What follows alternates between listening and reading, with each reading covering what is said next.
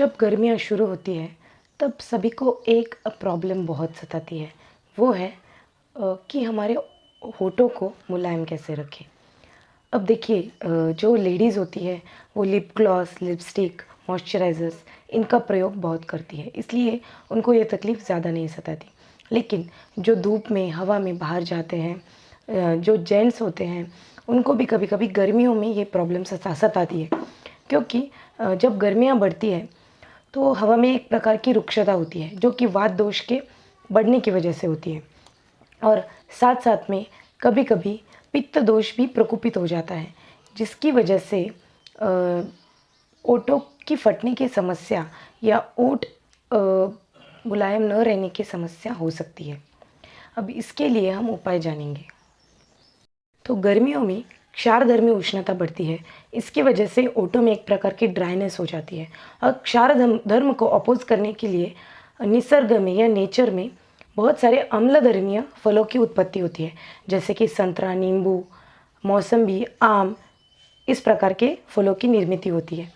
तो अगर हम ओठों में नींबू का रस अप्लाई करें 2 से 3 बार, तो काफ़ी हद तक ये जो क्षारधर्मी उष्णता है उसकी कम हो जाने की वजह से ओठों की मुलायम होने में बहुत ही अच्छी सहायता मिलेगी।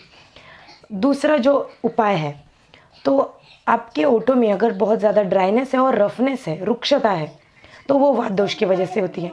तो इसके लिए सबसे अच्छा उपाय है कि आप पहले घी लीजिए और घी लेने के बाद उसमें थोड़ा सा नमक डाल दीजिए। अगर आपके पास सेंधा नमक है तो और भी अच्छा रहेगा। उसको थोड़ा सा मिक्स करके ओठों पे अच्छी तरह से मसाज आपको करना है।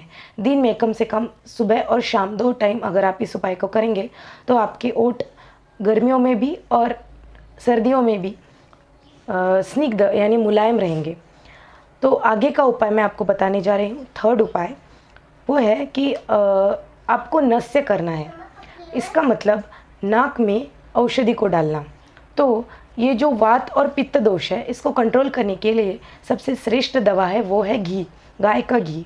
अगर आप सुबह 2-2 बूंद दोनों नाकों के रंध्रों में या नाक में अगर 2-2 बूंद घी थोड़ा सा हल्का गर्म करके 2-2 बूंद सुबह और 2-2 बूंद शाम में अगर आप डालेंगे, और सोते वक्त अगर नाभि प्रदेश में, ये जो आपको नेवल रीजन है, उसमें अगर 2 बूंद घी के आप डालेंगे, तो मुझे लगता है जो वात दोष कम हो जाने के कारण आपके ओठ कभी फटेंगे ही नहीं और हमेशा मुलायम रहेंगे।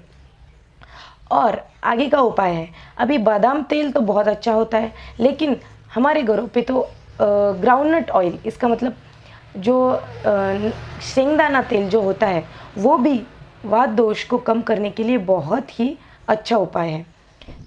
किसी किसी के ओठों में जलन की समस्या भी होती है, तो उसके लिए आपको क्या करना है, शेंगदाना तेल से ओठों को स्नेहन करना है और इससे आपके ओठों में जलन भी नहीं होगी और ओठ मुलायम भी रहेंगे।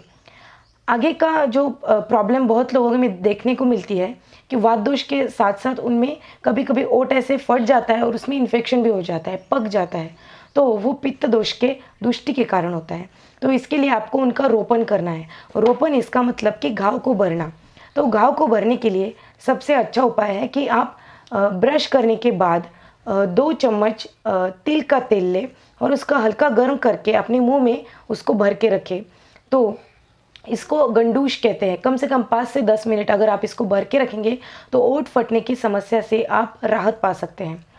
आगे का उपाय है कि जो गाय के घी बनने के पहले जो बटर होता है, जिसे मराठी में लोनी कहते हैं, अगर उसमें थोड़ा सा जीरे की पाउडर बना के अगर आप ओठों को लगाएंगे तो आपके ओठों की जख्म भरने में बहुत ही अच्छी सहायता मिलेगी।